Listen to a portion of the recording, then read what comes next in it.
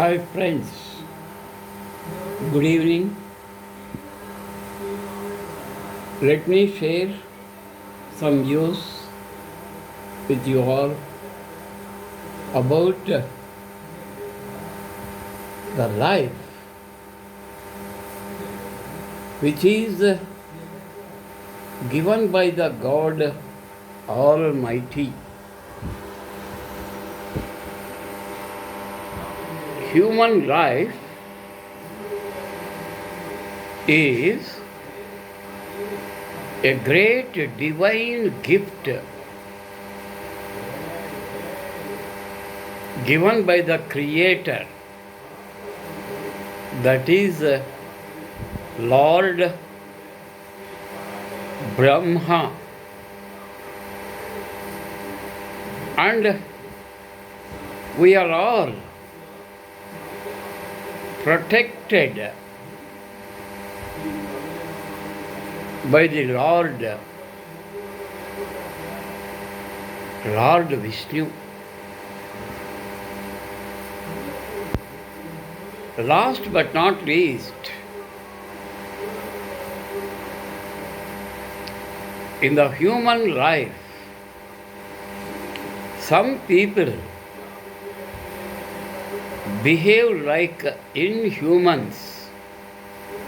That is just like you may call devils or even demons who became a great threat to the pious people, holy people, good people who wants to lead a simple, happy, peaceful life.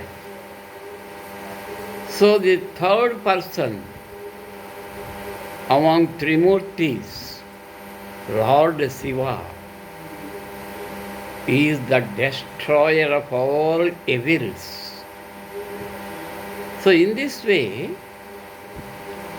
the Trimurtis, Brahma, Vishnu, Maheshwara, take care of our human life. You know how to lead the human life which is given by Lord Brahma. The human birth and death is not in our hands. That is, that power is in the hands of Lord Brahmaji. He fixed the birth date and death date at a time. So, the birth and death is not in our hands, but the life in between birth and death is in our hands. We can make the human life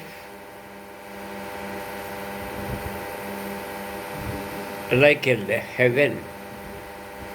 At the same time, we can make our human life a hell. That is in our hands. We can construct our life, we can destruct our life.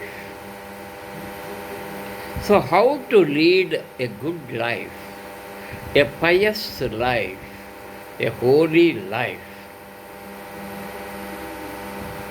You see, when we take birth from our mother, who carries for 9 months, for which mother bears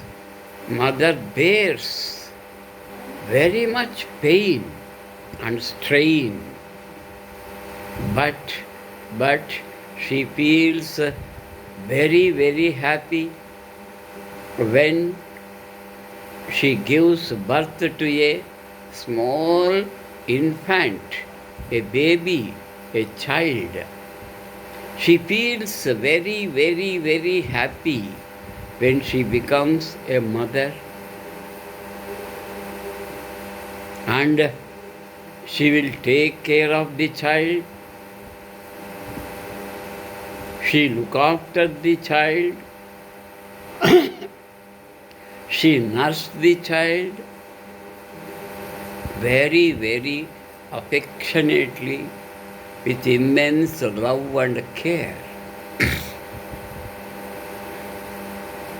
And father, who is very responsible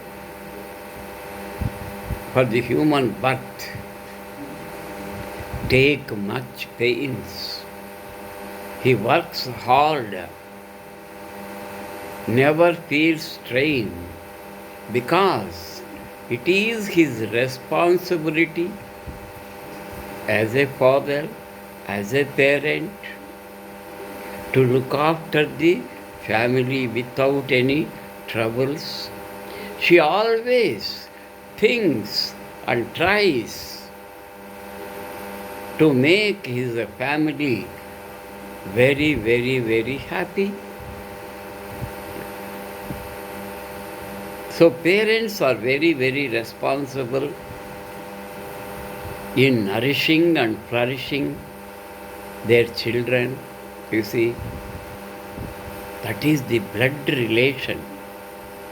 That is a great relation. As the child grows up into a boy or daughter, later a man and a woman, then there is a proverb, every child will become a father or mother in future. The children observe. They won't listen. If you say something, they act as if they are listening. But the sons, when they keep their feet in father's shoes, they begin to think what they have learnt by observing the fathers. Likewise, the girls, when they have grown up into a woman, they also won't listen the mother, but they learn something by observing the mother. How she talks, how she speaks, what is the body language of the mother, what kind of vocabulary, what kind of intonation mother used. Everything, every second, the girl children observe their mother, the boys observe their father. They never come to a conclusion by the words spoken by the father or mother, but what they learnt by observation. So parents, you must be very careful. Fathers, you must be very careful. Mothers, you must be very, very careful. Knowingly, unknowingly, your siblings, your children are observing you from the childhood itself. Then they make a conclusion in their minds. What is my father? What is my mother? You see? So parents, very, very careful in your behavior. When father gets up, He wants coffee. Mother serves him coffee. After drinking coffee, immediately he wants to light a cigarette. He keeps the cigarette pack and the matchbox very close to him. Through the small gap, the son is observing. But father didn't have the idea that son is observing. He observes how his father opens the cigarette pack, keeps it in his mouth, and how he lights the cigarette, what style, how he smokes, how he gives out the smoke, how his expressions are. He feels very happy. So he is very comfortable by smoking. The sons who observed very carefully, they keep something in their mouth, a slate pencil or a piece of chalk, and they also behaves, acts as if he was grown up and enjoying the smoking. You see, just there is no right. Just he keeps the slate pencil or chalk piece and the child pretends as if he was grown up. So, father's character is always observed by the sons. If a father gets up very early and takes the bath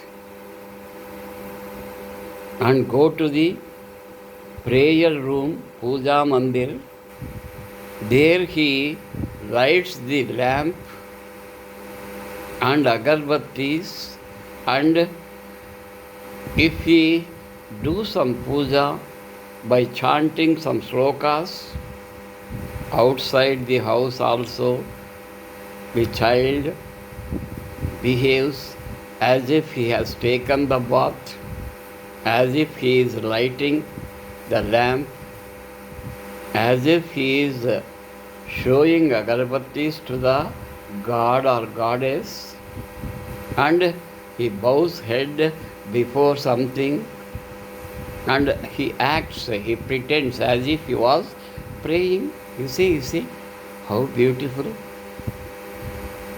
So parents' behavior always reflects in the minds of their kids. So be careful.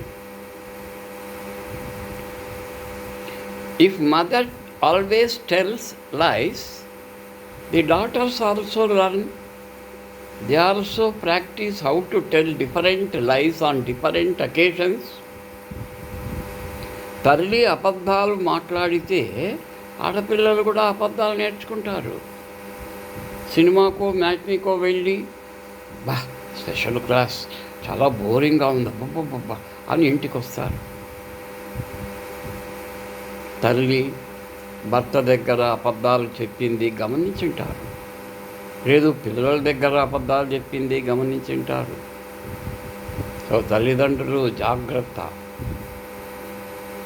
The life in between birth and death is in the hands of the parents, next teachers, next lecturers, next professors,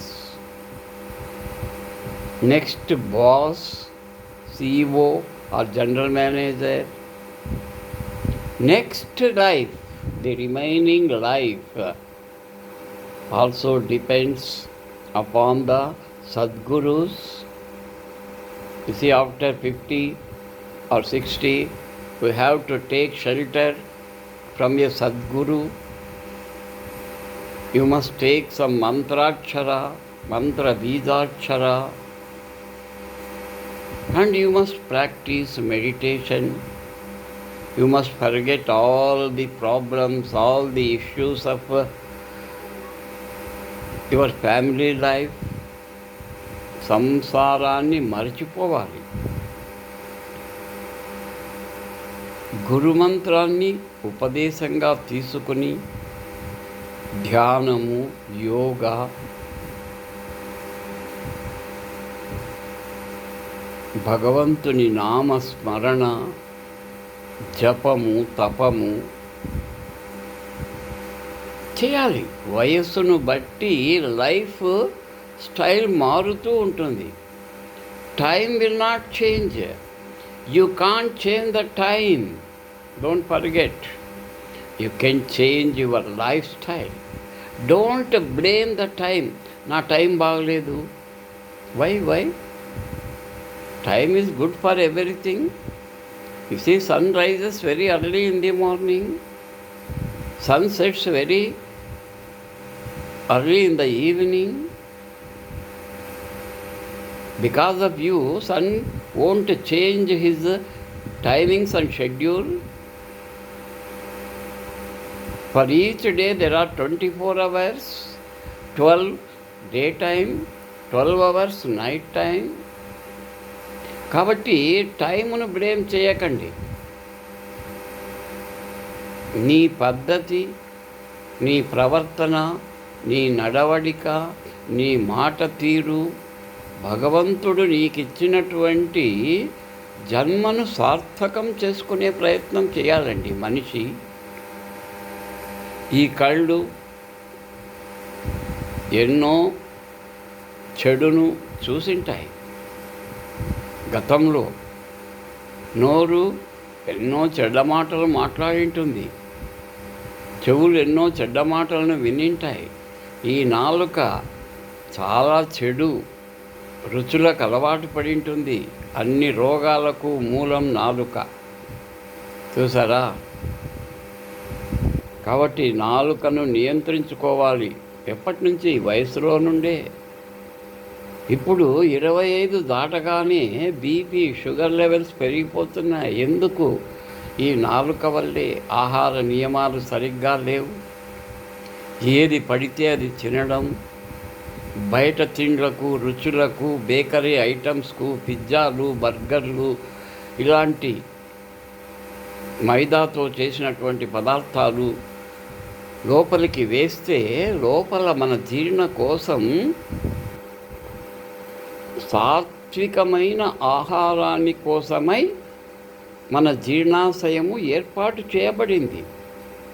అందులోకి నీవు మాంసం ముక్కలు, ఎముకలు, ఏ జంతువుల యొక్క మాంసాలు, ఎముకలు లోపలికి వేసి, ఇంకా బేకరీలలో, హోటళ్లలో కొంచెమైనా హైజీన్ ఉండదండి. గోధుమ పిండి కాళ్ళతో తొక్కుతారు. మసాలా దోశలకు వేసేటువంటి పళ్ళెం, ఉర్లగడ్డ పళ్ళాన్ని తాడుబట్టుకుని కాళ్ళతో తొక్కుతారు పెద్ద పెద్ద హోటల్స్లో. వాడి చెమట అంతా ఆ దోశ మీద వేస్తాడు. మనం కూర్చొని ప్లేట్లో అబ్బా మసాలా దోశ, బెಣ್ಣೆ దోశ, దావణగిరి బెಣ್ಣೆ దోశ, పేపర్ దోశ, రవా దోశ, ఎమ్మెల్యే దోశ అనుకుంటూ చప్పరించుకుంటూ తింటాం. తల్లి ఎంతో శుభ్రంగా ఉదయాన్నే స్నానం చేసి దైవ పూజ చేసుకొని ఆ స్టవ్ను కూడా పూజించుకొని స్టవ్ వెలిగించి మొదట పాలు పెట్టి ఆ తర్వాత టిఫిన్ కానీ భోజనం కానీ ఎంతో భక్తి శ్రద్ధలతో మనస్సు లగ్నము చేసి వండి మనకు వడ్డిస్తుంది. కానీ తల్లి, ఏంది మమ్మీ ఇది? ఏంది ఉప్మా మమ్మీ? ఏమి ఇడ్లీ మమ్మీ? నిన్న మేము రెస్టారెంట్లో పిజ్జాలు తిన్నాం. తిన్నారు. లోపల రోగాలు తయారవుతున్నాయి. కాబట్టి దైవం ఇచ్చినటువంటి జీవితాన్ని సక్రమంగా ఉపయోగించుకోవాలి. చావు పుట్టుకలు ఎలాగూ మన చేతుల్లో లేవండి. అవి విధి లిఖించేశారు. మన జీవితాన్ని సక్రమైన మార్గములో, సన్మార్గములో జీవించడం అవసరం కదా. కాబట్టి life is very important. Don't blame others because of your mistakes, because of your faults. మా డాడీ ఇలా చేశాడు, నా జీవితం నాశనం చేశాడు, మా అమ్మ ఇలా చేసింది, నా బతుకు నాశనం అయిపోయింది మా మమ్మీ వలన, ఇలా తల్లిదండ్రులను బ్లేమ్ చేసేది మానుకోండి. Especially youth. సన్మార్గం అంటే ఏమి, దుర్మార్గం అంటే ఏమి, పయస్ లైఫ్ అంటే ఏమి, హోలీ లైఫ్ అంటే ఏమి, సాఫ్ట్ ఫుడ్, సింపుల్ ఫుడ్ ఏమి. చూడండి, రాగి ముద్ద అమృతం. మనకి ఏ రోగాలు రానికుండా శరీరానికి రక్షణ కవచంలా నిలబడతాయి రాగి ముద్ద, జొన్న రొట్టె, దంపుడు బియ్యం, మంచి కందిబేడలు, ఉద్దిబేడలు, పెసరబేడలు. మీ ఊళ్ళో పండించిన రైతుల దగ్గర కొనండి. షాపులో కొనేవన్నీ డూప్లికేట్, అన్నీ హైబ్రిడ్ ఐటమ్స్. కూరగాయలు పెంచుకోండి, మంచి నాటి కూరగాయలు, నాటి బీరకాయలు, వంకాయలు, టొమాటోలు. ఈరోజు వచ్చే టొమాటోలు కానీ, వంకాయలు కానీ, బీరకాయలు కానీ, సొరకాయలు కానీ అన్నీ హైబ్రిడ్ అండి. అవి తిని మన శరీరంలో రోగాలు మొలకెత్తి మహావృక్షంగా మారి మిమ్మల్ని మింగేస్తాయి. గుర్తుపెట్టుకోండి. మిక్సెడ్ డయట్, చిరుధాన్యాలు విలువ. ఎంతోమంది డైటీషియన్స్, గాంధీజీ కూడా ఒక గొప్ప డైటీషియన్, మీకు తెలుసా? ఆయన ఏ ఆహారం తినాలి, ఏ ఆహారం తినకూడదు, సాత్వికాహారం ఏది, దుర్మార్గమైన ఆహారం ఏది,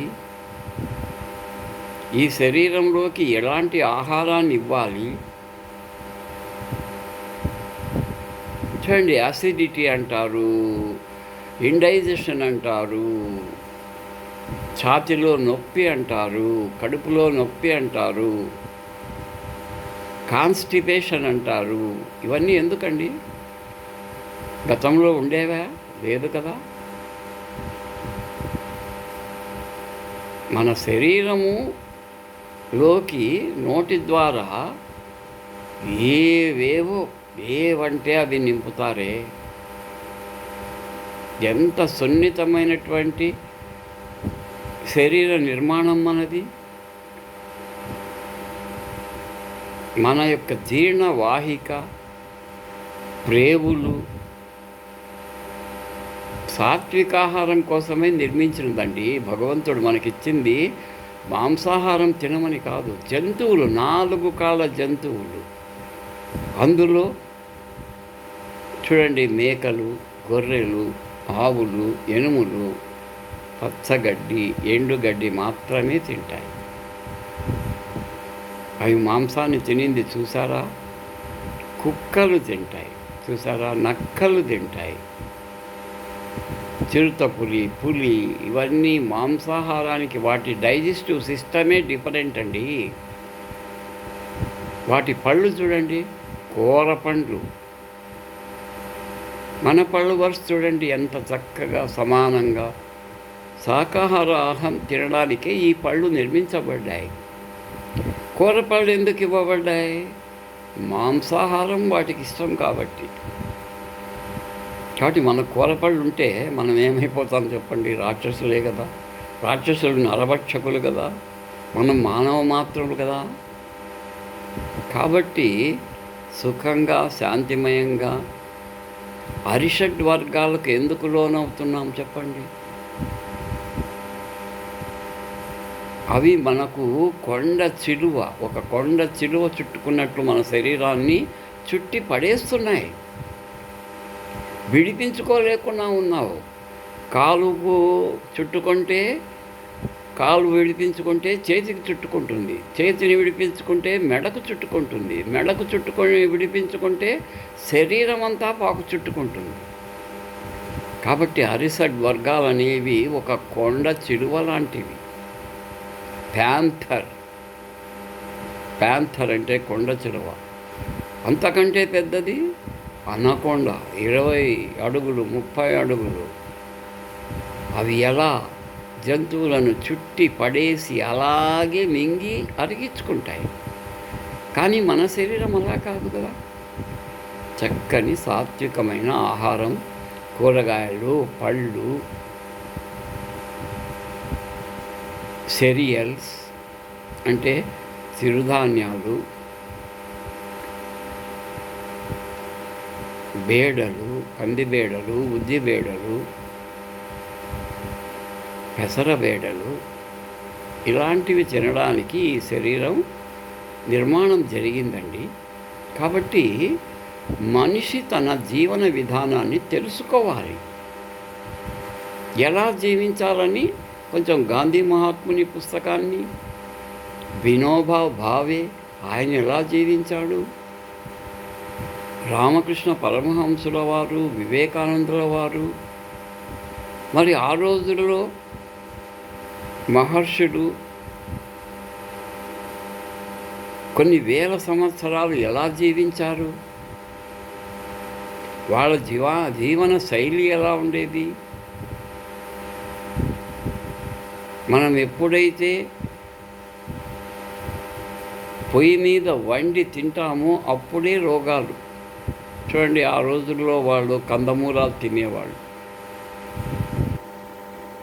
పచ్చని ఆకుకూరలు ఎక్కువగా తినేవాళ్ళు. మనం ఎక్కువగా ఉడికించి దాంట్లో ఉప్పు, మసాలా, ఈ మధ్య మసాలా పొళ్ళు దంచుకునే పని లేకుండా అన్నీ రెడీమేడ్. ఆచి మసాలా అంటారు, మటన్ మసాలా అంటారు, కర్రీ మసాలా అంటారు, రసం పౌడర్ అంటారు, సాంబార్ పౌడర్ అంటారు. ఒక 30 ఏళ్ల కిందట విన్నారా అండి ఇవన్నీ? ఆనాటి జీవన విధానం ఎలా ఉండేది? ప్రతి వారము దైవానికి సంబంధించిన వారమేనండి. నిత్యము స్నానం చేయడం, ఆ వారానికి సంబంధించిన దైవ ప్రార్థన చేసుకోవడం, ఆ దైవానికి ఇష్టమైనటువంటి శాకాహార భోజనాలని వండి ప్రసాదంగా పెట్టి తినడం ఒక ఆచారం, ఒక వ్యవహారం ఉండేదండి, ఒక పద్ధతి. పెద్దల నుండి పిల్లలు, పిల్లల నుండి వాళ్ళ పిల్లలు అలా నేర్చుకునేవారండి.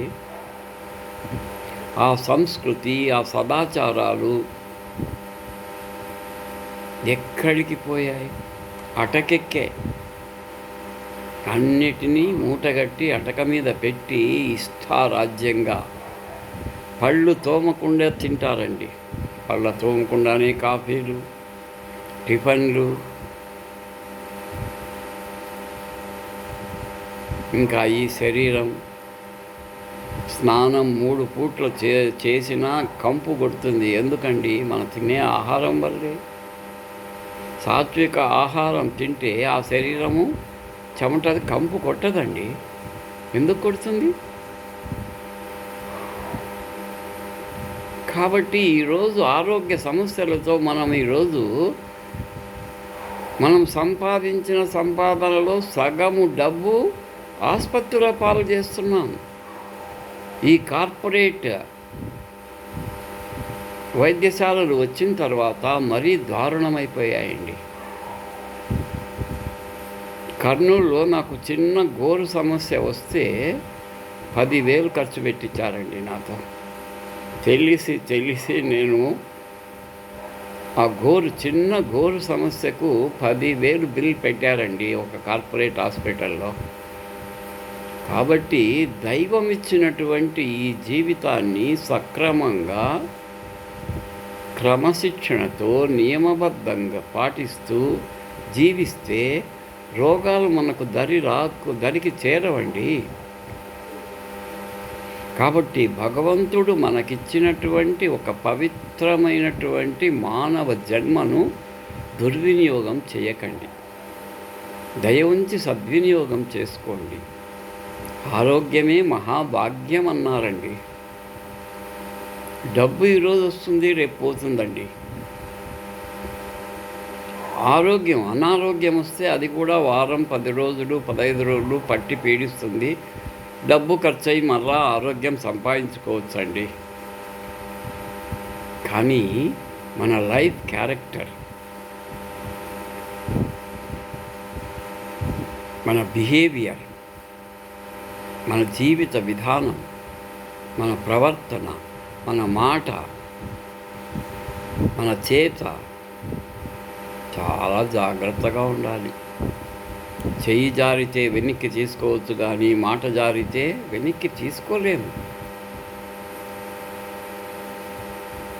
ఈ మధ్య మనకు చాలామందికి ఉన్నట్లే కోపం వచ్చేస్తుంది. కొన్ని సెకండ్లలో కోపం వచ్చేస్తుంది. నోరు జారుతాం, మాట జారుతాం, చెయ్యి జారుతాం. అవసరమా అండి? పెద్దలు నోరు మంచిదైతే ఊరు మంచిదన్నారు. ఎందుకండి? ఎందుకు చెడు? గాంధీ మహాత్ముడు సూచించినట్లుగా చెడు మాట్లాడవద్దు, చెడు చూడవద్దు, చెడు వినవద్దని ఆ 3 కోతులు చెప్తున్నాయి కదా. ఇంకొక కోతిని మనం చేర్చాలి, అందులోకి మనం ఇంకొక కోతిని కూడా చేర్చాలి. మొబైల్. ఆ కోతి చేతికి మొబైల్ ఇచ్చి దాన్ని బండకేసి కొట్టేటట్టు చూపించాలి. ఈరోజు మొబైల్ కూడా చిన్న పసిపిల్లలండి, ఎల్కేజీ యూకేజీ పిల్లలకు ఆడుకోవడానికి మొబైల్ చేతికిస్తున్నారు. సంవత్సరం 2 పిల్లలకు మొబైల్ ఆన్ చేసి చేతికిస్తున్నారు. మా వాడు చూడు అప్పుడే మొబైల్ వాడేస్తున్నాడు. అయ్యో ఎంత తెలియదో మా వాడికి. నీ మొహం. ఆ మొబైల్ రేసెస్ ఆ పిల్లవాడి మీద ఎలా, వాడి మెదడులో చిన్న చిన్న నాడులు లేత నాడులన్నీ ఎలా దెబ్బతీస్తాయనేది గమనించరా? ఎల్కేజీ యూకేజీ పిల్లలు చేతిలో పట్టుకొని మాట్లాడడం ఏమిటండి? ఇప్పుడు మా పాప మాట్లాడుతుంది, ఎల్కేజీ యూకేజీ పాప. గీత చెప్పమ్మా, నువ్వు నేర్చుకున్న రైమ్స్ చెప్పమ్మా, చెప్పు. ఏంది నీ పిండాకుడు చెప్పేది? పిల్లలను సక్రమమైన మార్గంలో మొక్కై వంగనిది మానై వంగున. చారిటీ బిగిన్స్ అట్ హోమ్ అన్నారు. మంచి అనేది మన ఇంటి నుంచే ప్రారంభమవుతుందండి. Parents are the first teachers. ఆడపిల్లల ప్రవర్తన తల్లి మీద ఆధారపడి ఉంటుంది, మగపిల్లల ప్రవర్తన తండ్రి మీద ఆధారపడి ఉంటుంది. ఇద్దరి ఆడపిల్ల మగపిల్లల ప్రవర్తన, ఇద్దరి ప్రవర్తన తల్లిదండ్రుల భారమే. వాళ్ళే జాగ్రత్తగా గమనించాలి. చాలామంది ఎంకరేజ్ చేస్తున్నారు, తిట్లు నేర్పిస్తున్నారు. కొంతమంది నేను గమనించా, నీ అమ్మాను నా కొడుకాను, అమ్మవాడు నా కొడకాడే, తీసుకో దీంతో కొట్టు, దీంతో పొడుస్తానని చెప్పు. ఏంటండి ఇది? ఒక శివాజీ అలా అయ్యాడంటే తల్లి జిజియాబాయి, కమలాబాయి, తల్లి ఎలా ఉండాలి, పిల్లల్ని ఎలా పెంచాలి? కేవలం తల్లి బాధ్యతే కాదండి, తండ్రి కూడా, తల్లిదండ్రులు. ఈ మధ్య నేను గమనించాను, చాలామంది తల్లిదండ్రులు ఇద్దరూ సమాన బాధ్యతలు వహించి పిల్లలను ప్రేమగా, సున్నితమైన క్రమశిక్షణతో మంచి మాటలు చెబుతూ చెడును దూరంగా పెడుతూ మంచి మార్గంలో పెంచుతున్నారు. పిల్లలు చెప్పవలసిన పద్ధతిలో చెబితే ఎందుకు వినాలండి? చంపుతా, కొడతా, చూడి ముట్టుకున్నా ఉంటే, ఐస్ క్రీమ్ ముట్టుకున్నా ఉంటే కొడతా. బెదిరిస్తే వింటారా అండి? ఇప్పుడు 7 గదులు ఉన్నాయి బాబు, నువ్వు ఈ 6 గదులు వాడుకో బాబు, ఆ 7వ గది మాత్రం తీయొద్దు బాబు అంటే వాడు ఏం చేస్తాడు? ఆ 7వ గదే తీస్తాడు. 6 గదుల జోలికి పోడు. 7వ గదిలో ఏముంది? కాబట్టి తెలివిగా ప్రవర్తించాలి. తల్లిదండ్రుల ప్రవర్తన మీదే పిల్లల యొక్క భవిష్యత్తు ఆధారపడి ఉంటుందని మర్చిపోకండి. My dear parents, don't forget your children future is depending on your behaviour, on your attitude, on your good words. Be careful. If wealth is lost, nothing is lost. If health is lost, something is lost. If character is lost, everything is lost. Okay? My dear friends, ఏదో కొంచెం మాట్లాడదామనుకొని కొంచెం ఎక్కువగా మాట్లాడినట్లున్నాను. దయచేసి అన్యథా భావించకండి.